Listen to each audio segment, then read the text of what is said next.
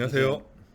노동보 카페온. 네, 요즘 뭐 정년 연장에 대한 얘기들이 뭐 뉴스를 통해서 많이 나오고 있는 것 같습니다. 맞습니다. 네.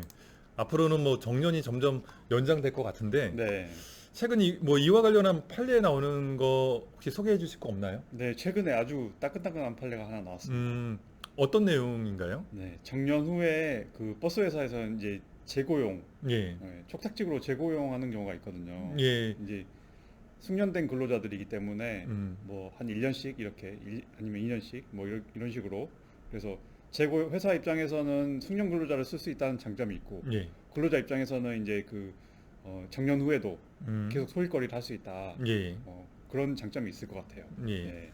그 이에 관한 사례가 하나 판례가 나와서 소개시켜 드릴까 합니다. 예. 네. 그 운전기사라고 하면은 고령 적합 직무잖아요. 그래서 네. 60 넘어서도 얼마든지 그렇죠. 뭐 근무할 수가 있을 것 같은데 네. 이 회사의 정년은 몇 세로 정해져 있었나요? 이 회사는 일단 61세로 만으로. 좀 61세로. 독특하긴 하네요. 네. 60세가 아니고 61세로. 그렇죠. 그러면 사실관계에 대해서 한번 자세히 설명해 주시겠어요? 네. 일단 그 시내버스 회사였고요. 예. 네. 정년 후에 촉탁으로 1년씩 재고용할 수 있다. 음. 해야 한다는 아니고 예. 할 수 있다라는 규정이 있었고요. 예. 그래서 이제 근로자들 두 명이 소송을 제기한 사안인데요. 예. 첫 번째 근로자, 그러니까 근로자 1번은 음. 촉탁직 근로계약을 1년간 체결한 후에, 예. 그러니까 1년 근무한 후에 근로계약 기간 만료로 이제 종료됐고요. 예.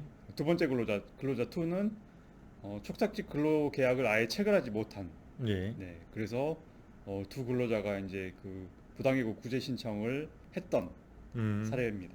아. 그러면 원심의 판단은 어땠나요? 일단 그 중앙노동위원회에서는 그 두 근로자들 모두 음. 부당해고 구제 신청이 인정됐습니다. 아, 그래요? 예. 부당해고로 판단됐다는 거죠. 부당해고다라고 그렇죠. 판단을 했네요. 네. 그리고 원심도 마찬가지로 예. 서울고등법원까지 예. 모두 어, 재고용 기대권이 인정된다라고 음. 해서 부당해고로 판단을 한 거죠. 예. 네. 이에 대해서 이제 회사가 대법원에 상고를 한 사안입니다. 그러면 이 사건에서의 쟁점은 어떤 건가요? 일단 첫 번째 근로자들 제가 두 명 있다고 말씀드렸는데 예. 두 근로자들이 서로 이제 형태가 달라요. 예. 그래서 첫 번째 근로자 같은 경우에는 정년이 지난 근로자에 대해서 재고용한 경우 예. 그 재고용 기대권이 또 인정이 되는지 예.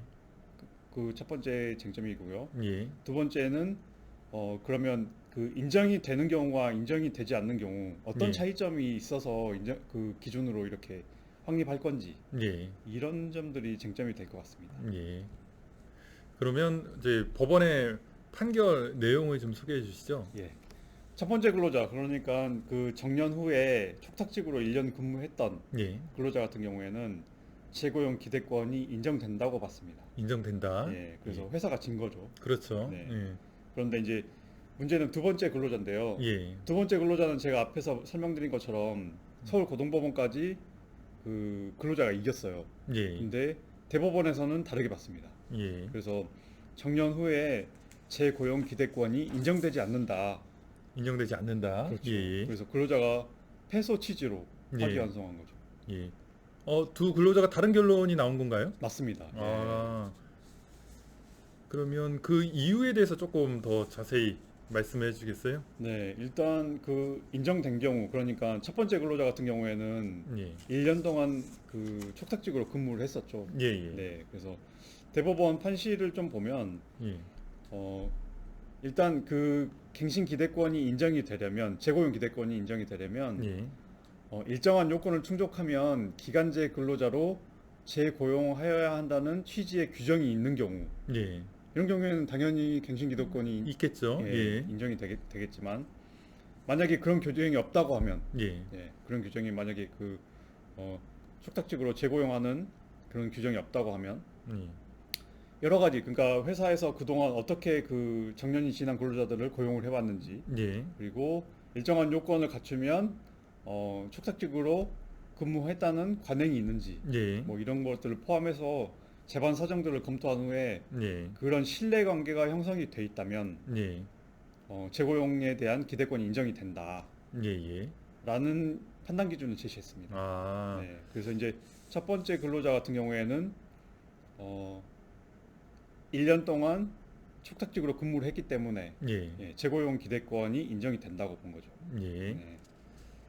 그래서 규정상에는 뭐 연장할 수 있다, 재고용할 수 있다라고 이렇게 명시가 돼 있다 그랬잖아요. 네. 저희 참고로 그 고용노동부에서 그 관련한 지원금을 네. 지원하고 있는데 네. 고령자 계속고용 지원금이라는 내용인데요. 네. 그 지원금을 받으려면 취업규칙에 재고용할 수 있다라는 내용은 지원금을 받기가 어렵습니다. 고용한다라고 명시적으로 못을 받고 있어야지만 그게 이제 근로자한테 권리가 있는 거잖아요. 그래서 취업규칙에 재고용한다라고 명시된 경우에만 계속고용 지원금을 지급하고 할 수 있다. 이 내용은 뭐 회사에서 선택 가능한 부분이다라고 해서 지원을 하고 있지 않습니다. 이거를 참고해 주시기 바라겠습니다. 대법원 판례하고 약간 일맥상통하는 그렇죠. 부분. 같은 내용인 예, 것 같아요. 같은 취지네요. 예.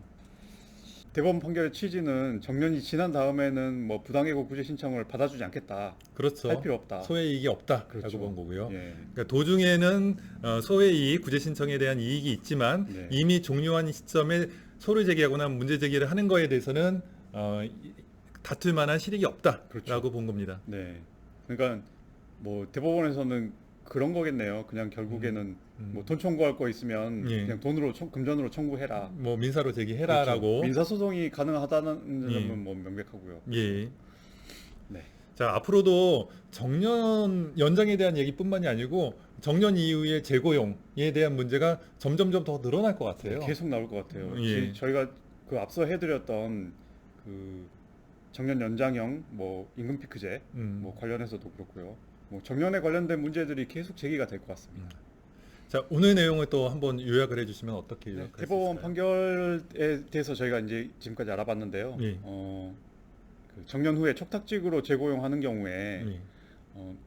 재고용 기대권이 인정이 되려면 회사 내에 명백한 규정이 존재하거나 예. 아니면 규정이 없다고 하더라도 그러한 사실적인 관행이 존재한다고 하면 인정이 되는 거고요. 만약에 반대로 그런 규정이 없거나 아니면 뭐 신뢰관계가 형성이 돼 있지 않다라고 판단되면 촉탁직으로 재고용 기대권이 인정이 되지 않겠죠.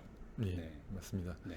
그러니까 앞으로 우리 사회의 그 고령적합 직무가 점점점 늘어나는 것 맞습니다. 같아요. 예. 이제는 뭐 60세가 아니고 뭐 65세까지 가동 기간도 그렇게 네. 설정이 돼 있기 때문에 네. 그래서 정년 고령자 적합 직무를 열심히 개발하셔가지고 관련된 지원금도 많이 있기 때문에 네. 활용을 하시면 좋을 것 같습니다. 맞습니다. 자, 오늘 내용은 이상으로 마치도록 하겠습니다. 네. 감사합니다. 고맙습니다.